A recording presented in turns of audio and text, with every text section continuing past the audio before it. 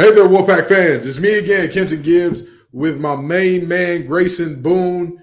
And it's a parade inside our city. Yeah, we got tons to talk about. The number 2 player in the portal, MJ Rice, commits. We have I believe, the top or one of the top rated point guards coming through as well, a transfer out of Alabama. And boy, Levi Watkins is talking his talk. He dropped his crown, and we're going to give it to him today. Grayson, you ready to get into this? It's like a week-long parade at this point. It was maybe the one-day parade when DJ Horn committed. We got a week-long parade inside our city now. Absolutely. Well, let's get it going. Trust me, you will not want to miss all of the great things and memes, and we even got a little bit of radio time. You know what I mean? Shout out to Joe Ovies and the crew on today's episode of Locked On Wolfpack. You are Locked On NC State, your daily podcast on the NC State Wolfpack, part of the Locked On Podcast Network, your team every day.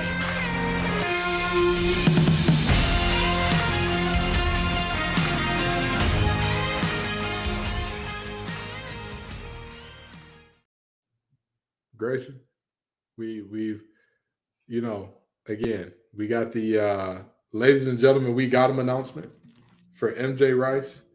From the man himself, posting the video, throwing up the wolf, and said, hey, Wolfpack Nation, let's lock in. Let's go.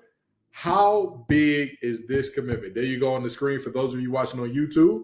How big of a commitment is this for Coach Keatts? It is humongous. And I mentioned this yesterday. He would be a program-changing commit for Kevin Keatts and the Wolfpack. And now, like you just mentioned, ladies and gentlemen, we got him. He's coming to Raleigh. He is on the way. And I did a little digging because I was curious. If you take MJ's high school profile and you compare it with the all-time recruits that have come through NC State, MJ Rice is the 4th highest ranking for a recruit ever for NC State. The top 3, of course, are Dennis Smith Jr., CJ Leslie, and Rodney Purvis. And then you have MJ Rice. That is how big of a deal landing him is. I've talked ad nauseum about how badly I wanted Keatts to get this one done, and he got it done. We were messing around on Twitter today. We were making our memes. Here's the first one that you made, Chef Boyar Keatts, because that boy is cooking. He is cooking in the portal right now. He is making it happen. And then this other one that I made, I threw the chef hat on him. He's cooking. He's getting it done. We've never seen this type of recruiting in such a microwave here. Just 1 week, we've added 3 additional new faces, each of which to be very excited about. But the icing on the cake here, MJ Rice. Yeah. Good Lord. The possibilities and the doors that open with throwing him into the lineup. I saw a couple mentions of him being used at the 4 spot, which I think is really interesting. And it kind of speaks to what Keatts likes to do with his guard play. He's very guard oriented on offense and defense too, and causing havoc. But using a 6'5" guard at the 4 spot. Yes. The quickness and athleticism and just playmaking we could have on the floor all at the same time is crazy to think about. I really can't even conceptualize it quite yet because it's all still so new. But we got one of the big fish in the pond. We might hang him up on the wall. It is that big of a deal. And think about this: with a 4-guard lineup, as soon as you secure the rebound, imagine how fast you're pushing it up the court. Oh yeah, we're gonna be at breakneck speed. I mean, we were really good in transition, and then after misses last year, imagine this year when we have basically a smaller lineup with even more athleticism. And the amazing thing about it is we weren't crushed on the boards last year. Like teams weren't just whooping the wheels off us night in and night out on the boards. Like there were 1 or 2 games, but those were the exception and not the rule. So with that being said, I'm looking at Coach Keatts and I'm saying, brother, you did your thing. You did your thing. You threw the right seasonings in there. You threw the Saison in there properly. You threw the all around complete. You threw the Lawry's in there. You threw down in the kitchen because right now the man is on fire and he might not be done yet. He's got the Italian ambiance music in the background. It smells fantastic. I'll tell you something. Hey, I saw Medios with a hiring sign now, Keatts. You better stop messing around. They're going to ask you to get back there and make some tortellini, big dog. You better stop playing, man. You better stop playing. But this is very seriously a moment where you look up and you say, this is all the intrigue that we wanted to see. These are the things that you would hope for out of, how do you replace all these players from one year to the next? Well, the portal's there. You better get in there and get busy. And a beautiful thing that I don't think people realize around the portal is it's not completely unrestricted, right? If you transfer twice, you're going to have to sit out a year, unless it's a grad transfer, which we'll get into the dynamics of how that's worked out for other players a little later. But the reality is, again, Coach Keatts and this staff, I saw somebody tweet the other day, well, maybe the fans being so disgruntled that there wasn't any motion before is what motivated. Stop it. Get some help, okay? Let's time this out now. If players, generally, when you're setting these things up, when you're setting up visits and all that, you want to have that set at minimum a week or two out. If a player is doing a visit on the 14th, that means at earliest the date was set for a visit on the 7th. What do you think made them want to visit on the 7th? Take a wild guess, smart folks. So, these coaches, they've been doing their job. They've been pounding the pavement. And we've got some absolutely massive pickups that I frankly can't wait to see in the red and white next year. On the topic of coaches here, I think this is a good transition to bring this up. I have another tweet from Levi Watkins. We might just have to check in with him just about every episode. Another tweet from our assistant coach, Levi Watkins. He says, the date is still not April the 20th. And, of course, for reference, April 20th is when we landed our first transfer signing of last season. Yes. We now have not one, not two, not three, but 4 before that date. And so Levi says, are y'all still worried? I seen y'all on Twitter last week. You were pitching a fit. How about now? Come see me now. Again. I love this tweet from Levi. It comes across as petty, but that's exactly what it needs to be.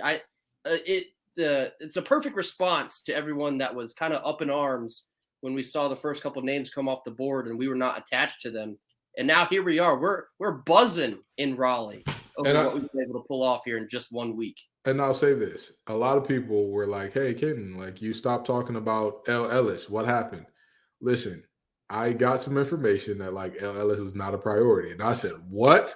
If L. Ellis ain't a priority, what could we possibly have in the pipeline? I was told we've got much bigger fish on the reel. And I said, hold on now. Wait a minute. We wish L the best at Arkansas and all that good stuff. But man, I'll tell you what. I'll take this haul. This is you mentioned Arkansas. I would say comparatively, the best 2 transfer performances I've seen thus far are probably Arkansas and then us. Yeah. Arkansas is able to pull off. I mean, in my personal opinion, I think they maybe oversold with the amount of guards that they've picked up, but I would take the haul we have any day of the week, twice on Sunday. I'm very pleased. And we might not be done yet, which is something we touched on in yesterday's episode. And Jaden Bradley from Alabama is floating around. He had his visit with us here on Tuesday. That's still a possibility. So it's crazy. It's craziness. This portal it's like a tennis match. You got to whip your head around to see what's going on, at literally all times. But Keatts is thriving. 2nd year in a row, he's getting it done in the portal. And I'll tell you what, if Coach Keatts can win the battle for Jaden Bradley over Penny, you say what you want about the X's and O's there. Penny gets the job done on the recruiting trail. He is a hellacious recruiter. A worthy opponent. For the man, the myth, the potential Riley legend, if he brings us home a chip, Kevin Keatts. And I'm telling you, if he can outdo my dear brother in the bond, Penny Hardaway, I'm telling you right now, folks need to kind of again relax and give him his space to cook and accept that 1 year was just an off year. You can accept that. We can live with that. It happens. Programs have ups and downs, but sticking with it, a little bit of stick-to-itiveness or grit, as they like to call it, is where wins come from, and that's how great sustainable programs are built. And speaking of built, there's something exciting coming to built.com on April 22nd. I don't have all the details yet, but the excitement is real, and it's something you won't want to miss. If you know how Built works, they have the most incredible protein bars in the world, and they do these amazing flavor drops with unreal flavors in limited quantity. So mark your calendars and head to built.com on Saturday, April 22nd, to be one of the first to discover what all the hype is about. I can't wait to see it. What is this new flavor? I'm guessing it's something like a coconut. What do they call the Girl Scout cookies that come in the purple box now? What is it, like coconut? Samoas? But yeah, that's what they used to call them. But yes. If this is Samoa flavor, Built might just get all my money. They might just get all my money. But anyway, make sure to use promo code LOCKEDON15 when you go, and you'll get 15% off your order. Again, make sure to use LOCKEDON15 when you go to get 15% off your order.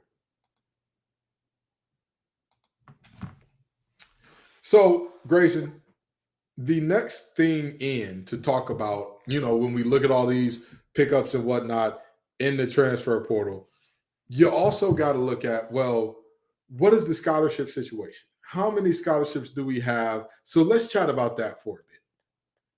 Yeah, it's kind of the next elephant in the room, because just based on numbers, and we've actually prepared a little bit of a chart for you here for our YouTube viewers here, but in terms of just sheer numbers in players leaving, obviously, at the moment we have 5, and those are Traquavion Smith. He's going to be going to the NBA draft. Jarkel Joyner, out of eligibility. Ebenezer Dwana, he entered the transfer portal. He has already found a home, and he will be going to Georgia Tech. Greg Gant, I have transfer portal listed, but since we got on here, he has announced that he will be taking his talents to the UNC Asheville. To go to UNC Asheville. So best of luck to Greg Gant. That might be somewhere he can really flourish. So for sure, best of luck to him. And then our 5th player that's been on the move, we saw yesterday in Jack Clark, was on the other end of our Ben Middlebrooks trade with Clemson. And so I made this unknown category here, and that is where Dusan Mahorcic falls. From what I've been hearing, and it's still kind of all out in limbo at the moment. From what I've been hearing, obviously, the program in Keatts is lobbying for Mahorcic to get another year of eligibility, being that he went down for the majority of the season last year with the knee injury.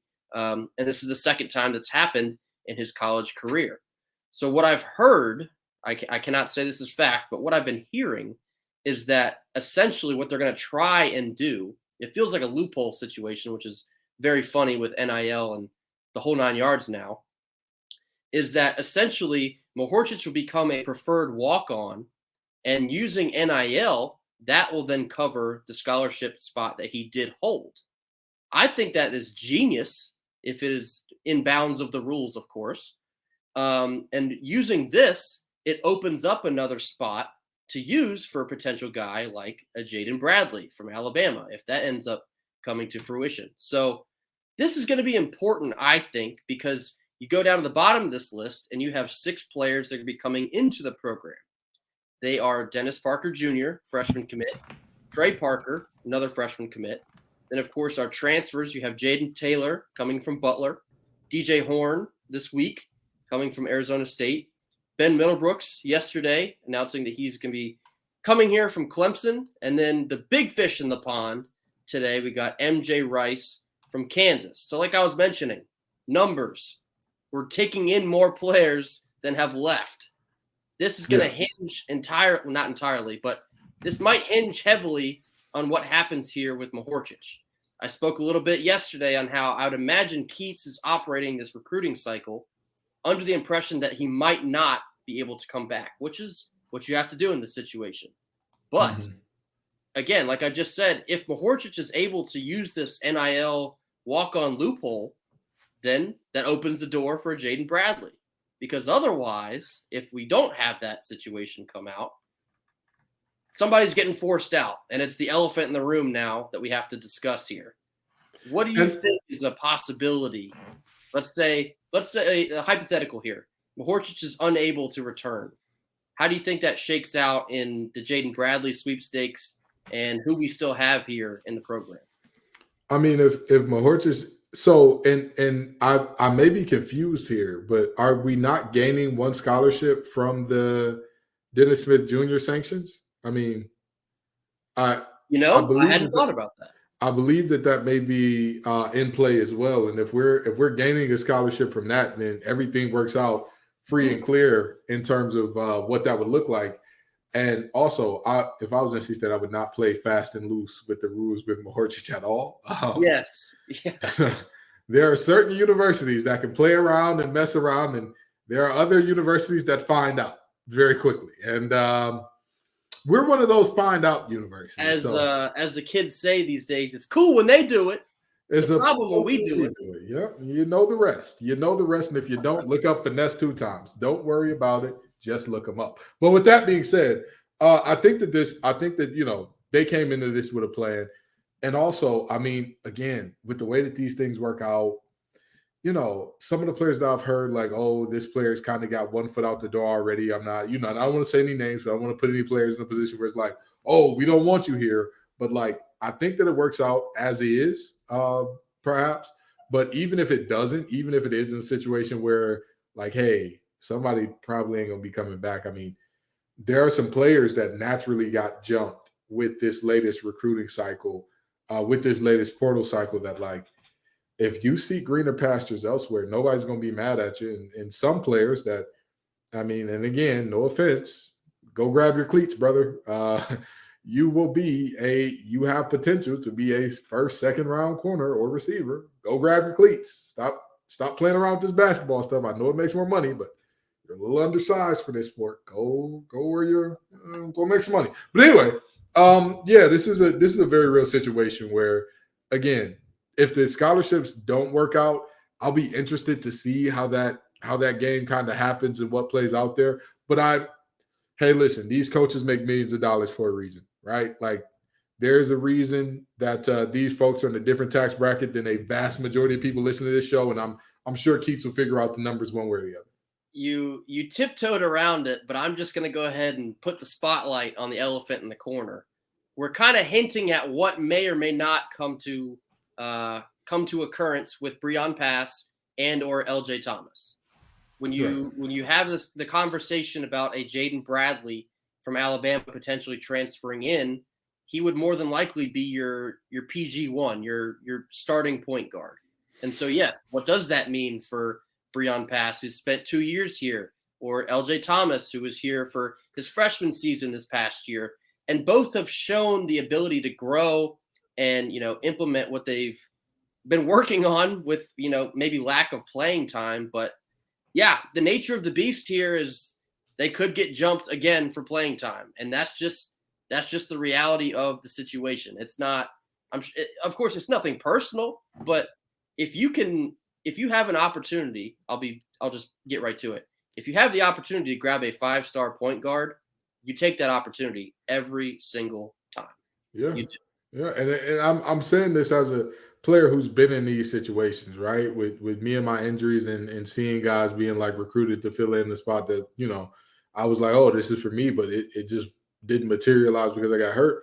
You got 2 options. You know what I mean? Like, you can potentially say, hey, I'm going to stay and stick this thing out, or you can go where you feel like, I mean, again, I had injuries, so it's a little bit different of a situation, but if you feel like you're not getting a fair opportunity, or if you feel like your skills are better utilized elsewhere on another team or in another sport, please go do that. You know what I mean? Make that make sense for yourself.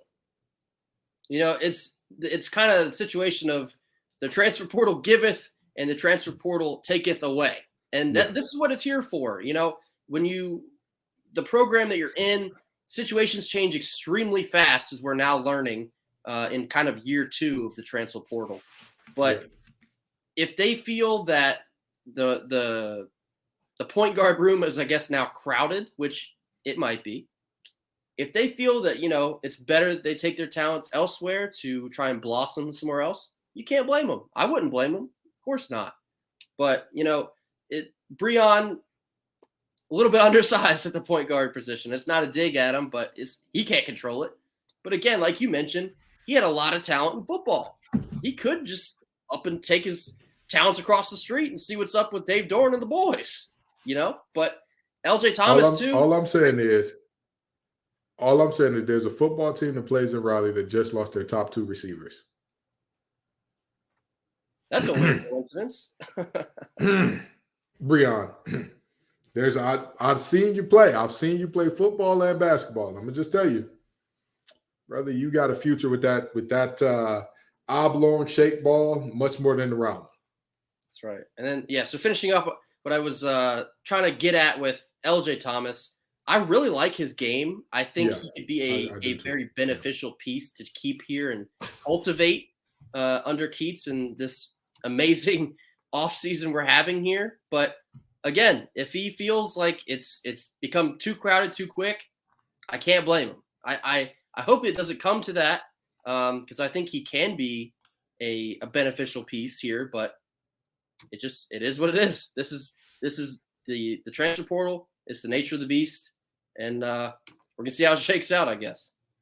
Absolutely. And in terms of what we're looking at for our guard position, I mean, when we look at Coach Keatts' system and who would be the true guards per se, right? Who would be lining up at the 1 and 2 the most here? We're looking at Casey Morcell and DJ Horn.